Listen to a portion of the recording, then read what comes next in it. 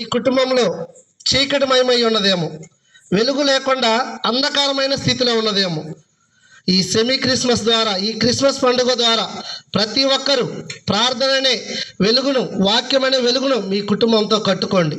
ఎవరైతే దేవుని యొక్క సన్నిధిలో దేవుని యొక్క మాటలను మీ కుటుంబాల్లో కట్టుకుంటారో ఆ కుటుంబంలో నిజమైన క్రిస్మస్ జరుగుతూ ఉండిద్ది.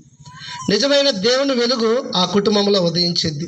నీవు దేవుని సన్నిధికి అనాలోచితంగా వచ్చావనుకో, నీవు ఎల్లకాలం ఎలా ఉంటావు? ఎక్కడ వేసిన గొంగలి అక్కడే ఉన్నట్టు అలానే ఉంటావు. కానీ విశ్వాసులు అలా ఉండకూడదంట. నిజమైన వెలుగు నువ్వు ఎలా ఉన్నావో నిన్ను చూసి 10 మంది ఎలా ఉండాలి? ఆ సహోదరి ప్రార్థనకు వెళుతూ ఉన్నది. నిన్ను చూసి 10 మంది గొప్పగా చెప్పుకోవాలంట. చూడండి విశ్వాసులు ఎలా ఉంటారో తెలుసా? గదిలో ప్రార్థన ఉండాలి, వీధిలో ఏముండాలి? వారికి సాక్ష్యం ఉండాలంట. నీవు జీవించే జీవితం ఎలా ఉండదు? పడిపోయిన స్థితిలో ఉండదా? చీకటిలో ఉండదా?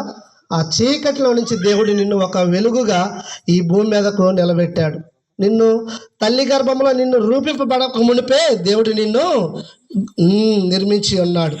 నీవేం చేయాలి? ఆయనను వేడుకోవాలి, ప్రార్థన చేయాలి, కుటుంబంని ప్రార్థనతో కట్టాలి. ఎప్పుడైతే నీవు దేవుని సన్నిధిలో ప్రార్థనతోటి, వాక్యంతో దేవుని సన్నిధానానికి వస్తావో ఆ కుటుంబాలు నిజంగా వెలిగించబడతాయని ఈ కొద్ది మాటల ద్వారా మీకు తెలియచేసుకుంటూ సెలవు తీసుకుంటున్నాను.